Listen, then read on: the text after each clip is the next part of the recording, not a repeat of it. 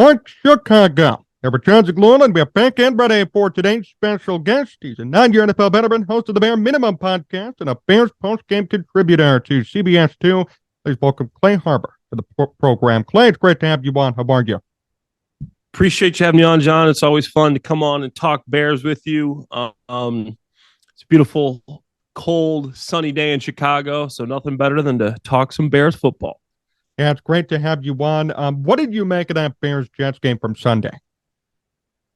You know, it was unfortunate, obviously, because of the injuries to Mooney and Jackson. Those are two key cogs in this Bears engine and guys that I'm looking forward to seeing next year and that I think have done some good things this year. Obviously, they haven't been perfect, but I think they've done some good things and they've earned their stripes, and they're guys that we'll see back again next season for sure. You know, hoping Mooney can recover, hoping Jackson recover and contribute to the offense and defense respectively.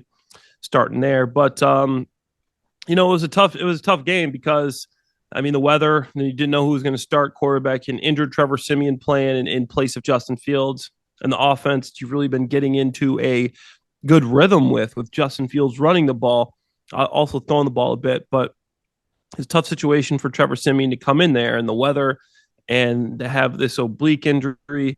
So it was a tough day all around, but I think some things showed up, and the first is the Bears got a lot of work to do on their defense. No way Mike White should have 150 rating, be the highest rated quarterback of the week, highest graded passer on PFF. Like, that should just not happen. And in a monsoon, those games aren't easy to play in. Trust me, it's hard to catch the football. It's hard to throw the football. And the fact that defense couldn't stop this guy, and I just watched the all 22 yesterday. Half these passes I could have completed. I mean, I'm not trying to sound, but they were just wide open players, and there's a lot of work that needs to be done on the defense. And then I think, you know, there were some bright spots. I think David Montgomery showed that he's still a good runner, and he's a guy that the Bears should consider bringing back. I know there's a lot of different opinions out there about David Montgomery, what he should do with them. Chase Claypool, you know, we saw him have a couple catches, 50 yards at least, had one big 50-50 ball that he went up and got. Byron Pringle had a nice catch. So there were some ups, but, you know, mostly a lot of downs for the Bears. Offensive line that allowed a few pressures, but, you know, overall, I think it's a learning experience, and that's what the rest of the season is going to be. Where do you stand on the David Montgomery situation? I like David Montgomery. I would be okay with bringing him back, but I think if they could get a guy like Miles Sanders, a guy like, obviously Saquon's going to get a lot of attention. There's some running backs out there that you pair with Justin Fields. David Montgomery's great, short yardage back, but he's just not very fast. You know, he runs a high 4.6 40. Just not very explosive, but his numbers don't jump off the page, obviously. But I think, you know, he's still a good running back. But I love Miles Sanders, a guy like Saquon. If you could pair him and Herbert, I mean, this offense could turn into something really special, especially with the money that you have to spend. So I think I'd keep my eyes open and look. But if you don't get the right deal, then I'd be okay with bringing back Montgomery. What do you think the likelihood is today that the Bears do bring him back? I mean, we don't know about Montgomery's asking price. We don't know where Ryan Poles is going to be on that too. Yeah. But what do you think the likelihood is? I think it's a good likelihood. If they weren't going to bring him back, I think they probably would have dealt him somewhere. They're going to trade him. Like, they know he's a free agent. If they don't want him, they've already shown they're not afraid to trade free agents. They're not afraid to get rid of Robert Quinn, Roquan Smith, because they're not bringing him back in the middle of the season. Why not deal Montgomery somewhere for a 6th, 7th round pick if that's all you get for him, if you know you're not bringing him back at this point in the season? So that gives me the inclination that they're considering bringing him back, and they're going to try to do that. Clay Harbor here on Sports Talk Chicago. Clay, let's talk Justin Fields. What have you made of him up to this point?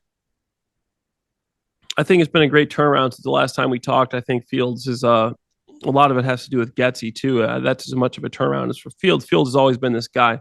Instead of trying to use him like a prototypical quarterback, you know, Getsy's in the system with Aaron Rodgers. Fields is not Aaron Rodgers.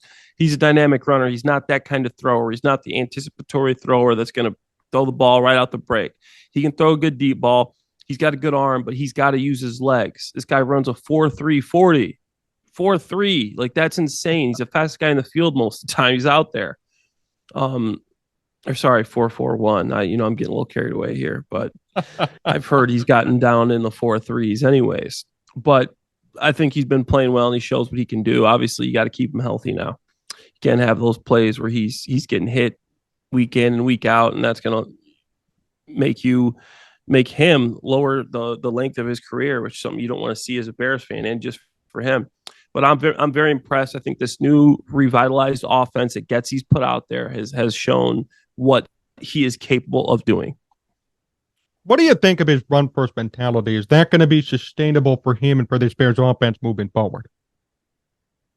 I think right now he's running more, but as he gets more comfortable and gets more experience, he's going to keep his eyes downfield. And I think that's typically how it goes. It transitions. First, you see the guy running more and more, and then as he gets more comfortable, he's going to rely on his arm more. So I think it's something he's going to continue to improve on, but it's great to have that there if he needs it on third downs, fourth downs, goal line, red zone, to have a guy that can run.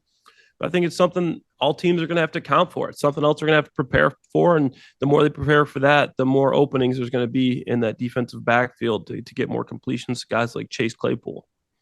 Where do you rank him as a passer right now? How good of a passer is he? Well, I mean, he's got the tools, he's got the arm strength, he's got the accuracy, but he doesn't see things as fast as some other players, doesn't get the ball out as quick as some other quarterbacks, so to speak, but he doesn't need to. And he's a guy that if he holds on to the ball, he has the opportunity to see something bigger open up later in the play. So I've never been one to judge a guy like that, like say Lamar Jackson, for not getting the ball out as quick, because he has a big reason not to. If there's an opening later in the play, he can exploit that. So it makes sense. But I think he's an improving passer. He's obviously not, a guy like Trevor Lawrence that's going to throw the 350 yards last week, the 135 rating with 3 touchdowns, no interceptions. But he's a guy that's going to have 120 yards in the ground. He's going to have 200 yards through the air, and he's going to have the 300 yards, but just in a different way. What weapons do you think the Bears should target this offseason to help out Fields in developing to be a better passer and just better overall QB? Well, honestly, there's not much in the wide receiver tight end department right now. So maybe get them on the free agency.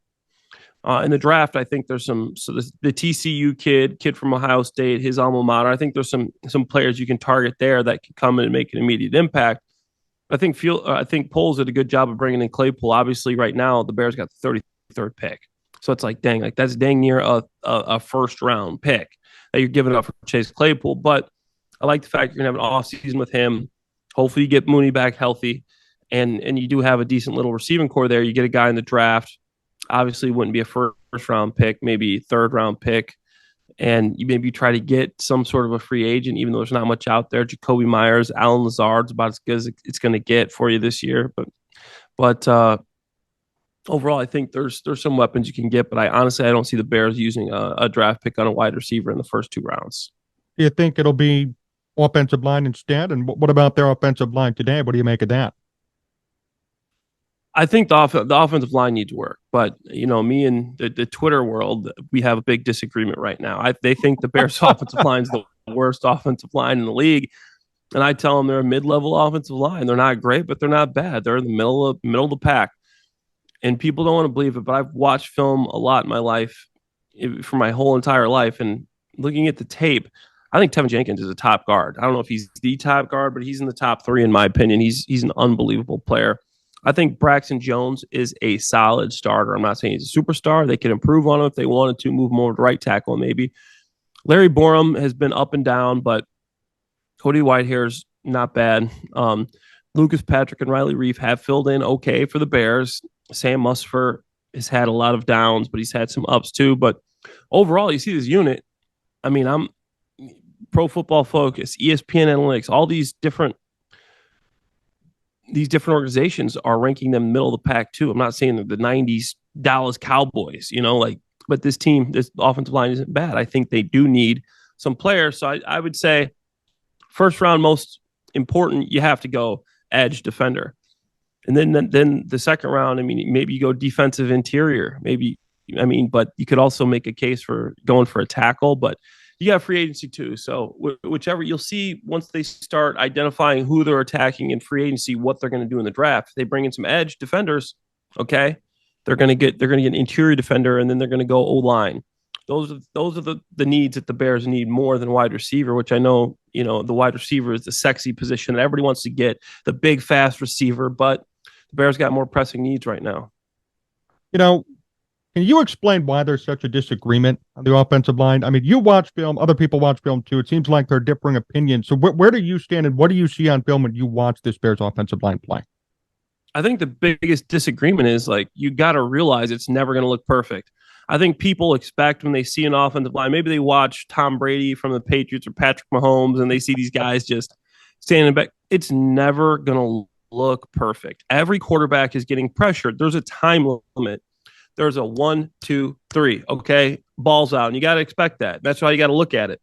You know, sometimes you see these players and these guys he's getting pressured again. That's 4 seconds after the play, or there was nobody open the fight. Like it's never going to look perfect, and some people don't understand. They want it to look perfect. They want the guy just to be standing up there and just have all day. And no matter how good your offensive line is, it's the NFL. Those guys get paid a lot of money to disrupt the passer. It's never going to look perfect. I've been on a lot of offensive lines in my day. And if you can fight, claw, scratch just to get that 3 seconds, that 4 seconds, that's all you can do no matter how it looks. And people don't realize, it doesn't look perfect. This guy got beat, and they must be the worst offensive line in the league. But if you watch the games around the league, that happens a lot. That's what it looks like. And it's not going to look perfect unless you're the Philadelphia Eagles this year with an unbelievable offensive line. That has been looking pretty dang good. The Jaguars pass pro has been great. I mean, like there's some teams that have done a good job, but overall, it's not going to look that good. It's not going to be that perfect and that clean. But if you get that 3 seconds, that 4 seconds, that's a win. What's the key to being a good blocker? I mean, you were a tight end. How do you do it? It's tough. It's a bunch of different things. Firstly, you got to have a good base. And you gotta be able to hold your own against the bull rush, and then from there you gotta have agility, and you gotta be able to use your hands. You gotta be able to get low. It's just you gotta be smart. You gotta be able to diagnose the blitzes. There's just so many different things, and the Bears' run blocking is a lot better on their pass pro. I'd say, obviously with a guy like Braxton Jones, he's a much better run blocker than he is pass blocker, but he is still improving pass blocker. I really like this kid. I want to see him on the team next year, maybe starting probably.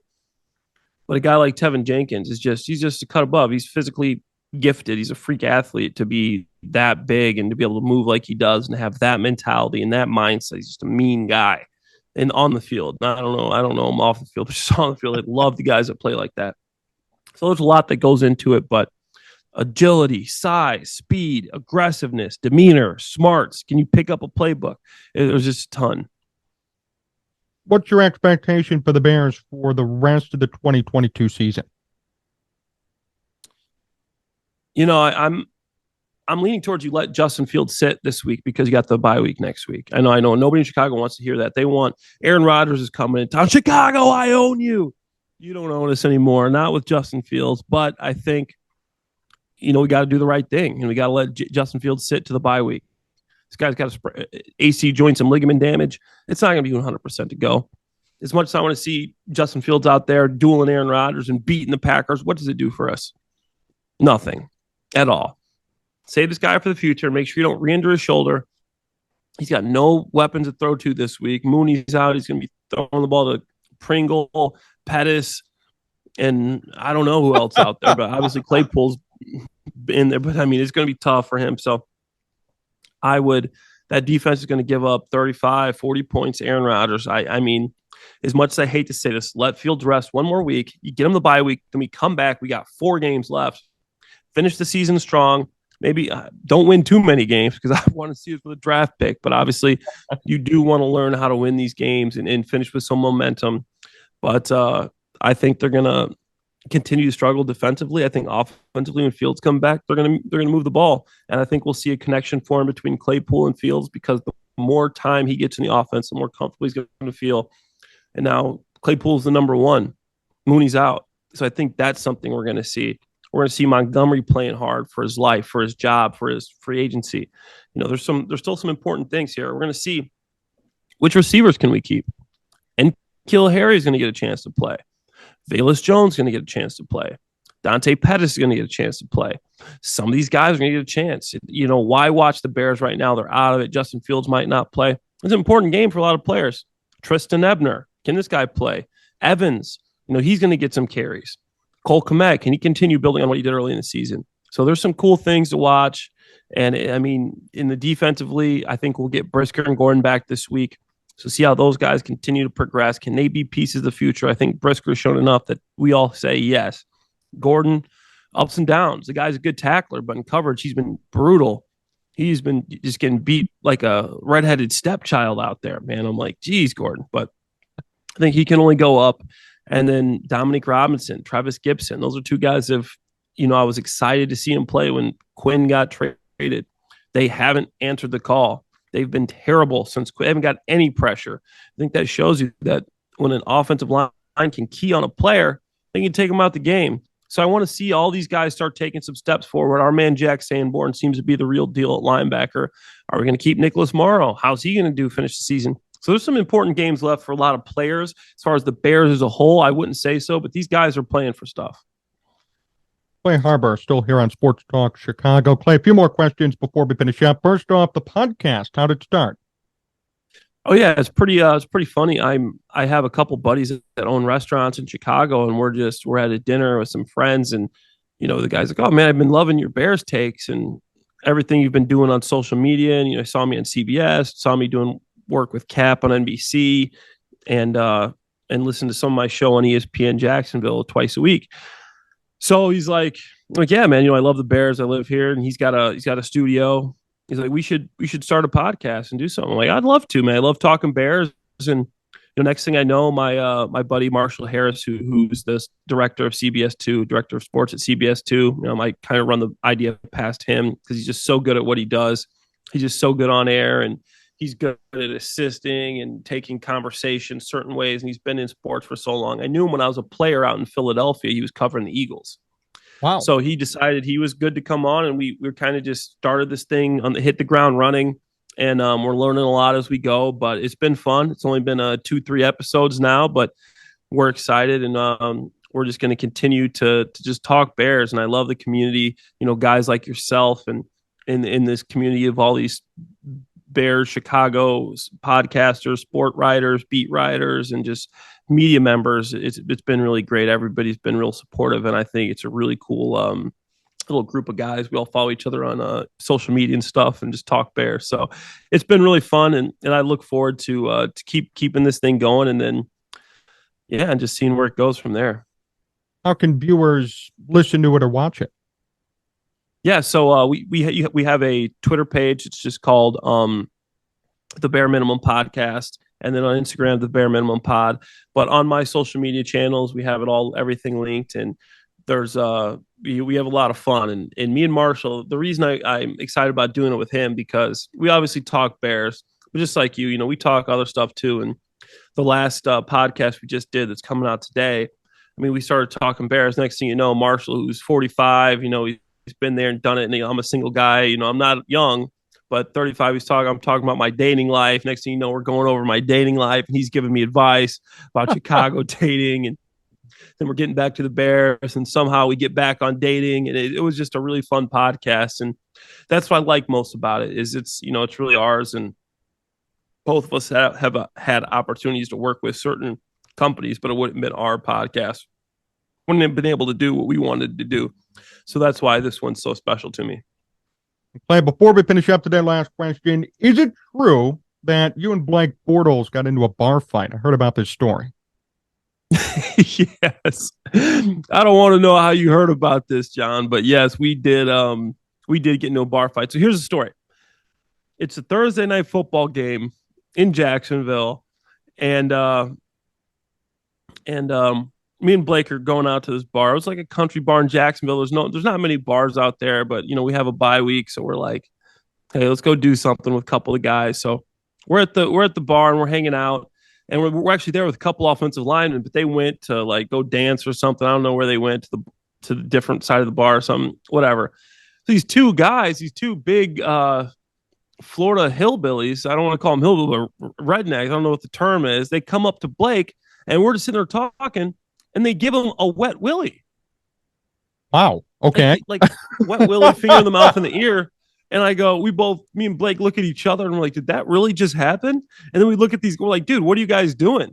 And like, what, man, you can't take a joke. We're like, no, it's fine. Like, He's like, what? You think you guys think you're better than us? We're like, no, like, dude, just walk away. We're fine. Like, you don't want to do this. They start getting in our face for no reason. They're obviously intoxicated.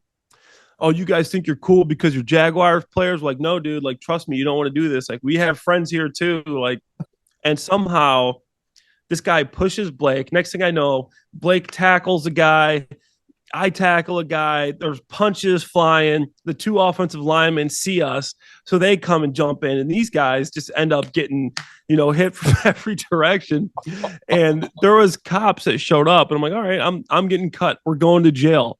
Blake Bortles is our starting quarterback, and I just got in a bar fight with Blake Bortles, and the cops came and they heard what happened, and it was obviously all these guys' fault.